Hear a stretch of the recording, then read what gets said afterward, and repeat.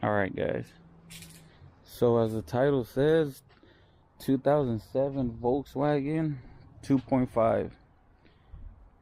I believe they make them in 2006 all the way to 2013, maybe 14 of the 2.5 model. These are pretty reliable actually, as far as the engine goes, but anything around it, pretty sure you hear about the vacuum lines that have a little bit of issues.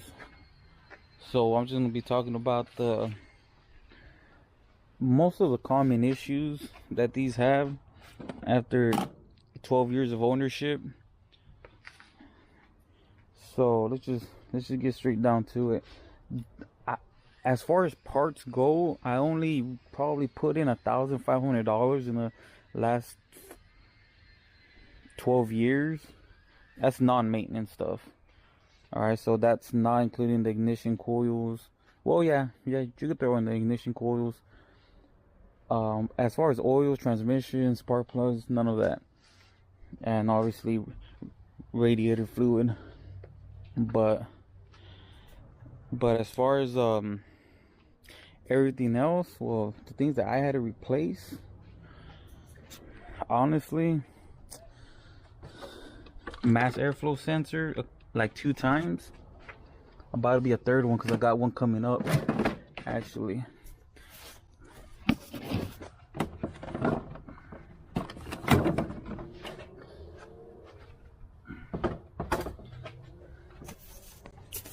Alright, so the mass airflow sensor, RC gives a code out for that. It's pretty easy. I recently replaced the water pump. It didn't need it, but it has 7 fins, so 3 to 4 of them was kind of cracked. These, obviously, these plastics, these air hoses, vacuum lines near the intake, I had problems with that. I had to replace a couple of them. Like, this is called a combination valve right here, the one that I spoke to you about. That one's really difficult. I had to change this hose that connects to it. As you see, it's not put on right. So that's about everything what I had to replace. The belts is regular maintenance. The air compressors, I had to replace 2 of them, but on this car, I don't know, I probably need you guys' help because I replaced everything. I replaced the AC lines, the air compressor, the AC compressor, the condenser, the accumulator slash dryer. Oh my gosh, the high pressure switch. I replaced not the evaporator, but I did clean that one out. I replaced basically everything and it still doesn't work. Another hint that I seen is that it could be your ambient air temperature. If it doesn't read in there in your cabin, and if it doesn't work, basically it's these are magnetic clutches of the AC compressors. So a lot of people don't have this on their YouTube, but it's like something that rarely happens, right? That your ambient air temperature that reads in your dash needs to work, because these have a safety system, from what I hear, that they're the AC compressor turns off if it reaches a certain temperature. Why? To protect the AC compressor. That rarely happens on any vehicle, but they have that feature. Obviously it's a German car, right? So check your ambient air temperature, because I fixed that but it still didn't work. These do come with a lot of electrical issues, a lot of ground issues. I haven't had any of that except for my AC. Maybe since it doesn't work, I put everything new like I said, right? So that's basically it. I did try to change the transmission oil once. I think it was my 3rd time changing it. So one of the screws, I messed up the thread on one of the screws, so I couldn't think of a way to replace it, so I took it to a nearby mechanic shop, which is my second time ever taking anything to a mechanic shop. They charged me $400 just to weld a just to weld something on so you could put the nut in there. That's all they did, and they charged me like $400. It was 3 of them in all together. They nailed some thread. They welded a thread. I'm sorry, they welded a thread, like 3 of them, and then they put a nut right after they put the transmission oil pan. So that's what they did. $400, no guarantee. I mean, mechanics rip you off. Just learn by yourself as you go, you know. So my hood latch don't work. I mean, this is a work car, so as long as the engine transmission work, I'm all good. The heater works, AC never worked. I believe I replaced the radiator. I believe, I'm not too sure, but it is easy, pretty easy to replace. I have my radiator getting held by zip ties. I'm not gonna lie to you, right here,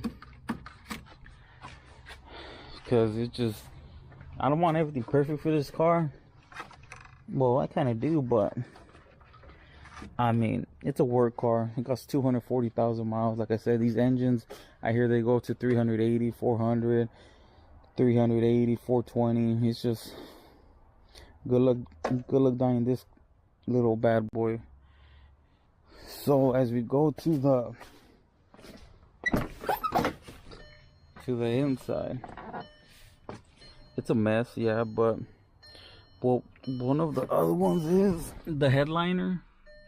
Yeah, I put some insulation in there. Yeah, so yeah, I'm telling you, it's a crappy.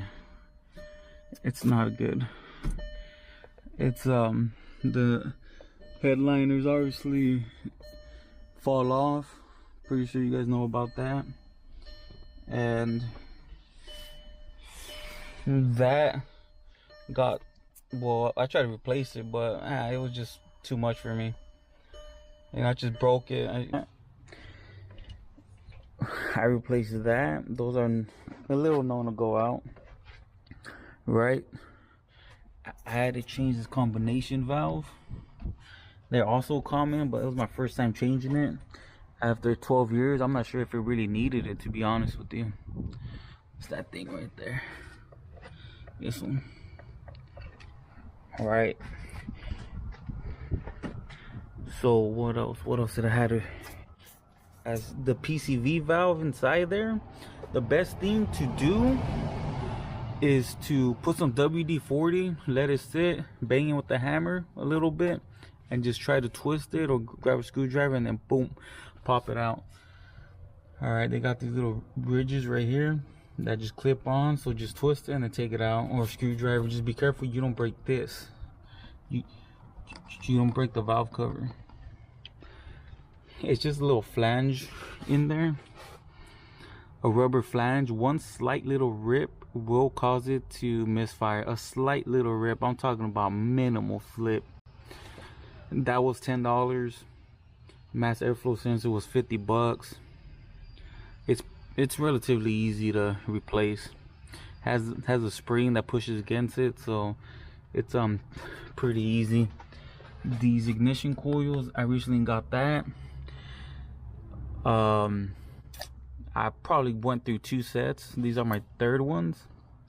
They're pricey. They're $50 to $100. At O'Reilly's you could get them for like $120. The cheapest ones, at least. Right. Valve covers, I replaced that once, maybe twice, but like I said, that's minimal. You can get the whole valve cover if you do break them, probably for like $60-70 on eBay or somewhere. All right. And purge valve solenoid, which is this thing right here. Mainly what happens, the symptoms of this right here is that once you put in gas and you try to turn on your vehicle, your Jetta in this case, and it wants to start, but it doesn't fully turn on, right? So it engages but it does not. It doesn't turn on. It just wants to, but it doesn't, right? So a trick to that is just press the gas halfways or all the way until it turns on. That's all you got to do. I have that problem every time I pump gas, what I notice, and every time I didn't pump gas, it happens too, but mainly it happens whenever you pump gas and you try to turn it on. All right, so this was 20 bucks at the time. I caught it recently. It was like $40.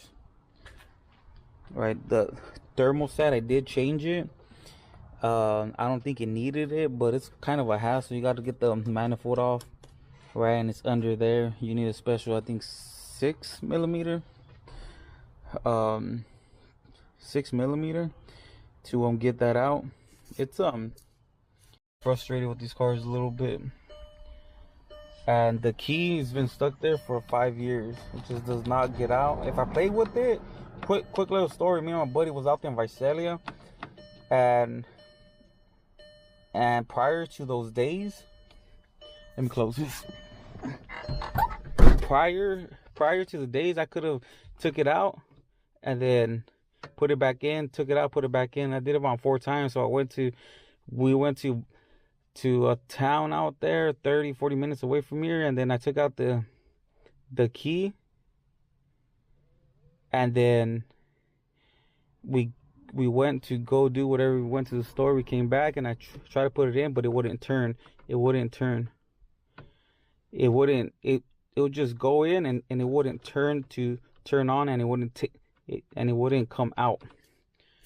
All right, so we were after like 40 minutes, we decided to go to 40 minutes of me trying, right? You have to wiggle it, nothing. We went to Target. We want to go grab some WD-40. We sprayed it on there. Still didn't work. 20 minutes later, nothing. So we decided to call his spouse, and well, she decided to start coming. But as 5 minutes later, it just turned on. You know, so it's right now on the on position. Another new trick, if you do have it stuck. Cause these, I'm not sure if you can see right there, but they got security bolts right here. Security bolts. I'm not sure if you can see them there, but let me get some light for you. Right there. Those security bolts. That is the stupidest design. I mean, it's just flat out retarded. I'm telling you, the reason why these Germans send us their crap is because I think it's payback from World War II, to be honest with you. It's just, they're making everything so difficult. Like, that's clearly stupid. But overall, you just need different tools, but on some German cars, believe it or not, it is easy. But the reason why they're hard is because, well, obviously, Volkswagen is the non-luxury. It's the only non-luxury German brand that we know of, right? All the other rest, like Beamers, Audis, obviously, and well, obviously, Mercedes, they're all luxury. So on this Volkswagen, it's not that hard. It's not that hard to work on this car. All right. So like I said, it's on the on position. And I have to replace this. The reason why I don't do it, because I have to grind these security bolts and then take them out and then reprogram the key. Nah, none of that. Listen, look, there's this thing right here, that right there. The way I turn it on is push it in and then turn it on. All right, that's it. That's all you do. And to turn it off, there's a clip on the top. Press it down, pull it out. Like I said, it's always on the on position. Look, it's on. Okay, it's on. You just push it in, and the key position is already on. So all you gotta do is twist it. It's already halfway. In other words, the computer's on, but the engine's not on. It got stuck like that, right? So you can't totally turn off the computer. Look, and I don't want to risk it because I may not be able to able to turn it back on, right? So it's on the halfways all the time, because these are common on these vehicles. So we'll just leave it on, but there's a clip right here. Take it out, that's it. Turn it back on. These window regulators, this one doesn't work, that one doesn't work, and yeah, my trunk don't work. My gas does. It's a crappy car, yeah. It's a crappy car, yes.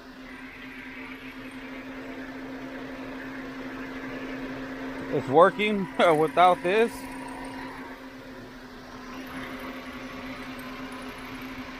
Which I should turn it off. I don't want no dirty air to go in there, mess everything up, right? So, one second.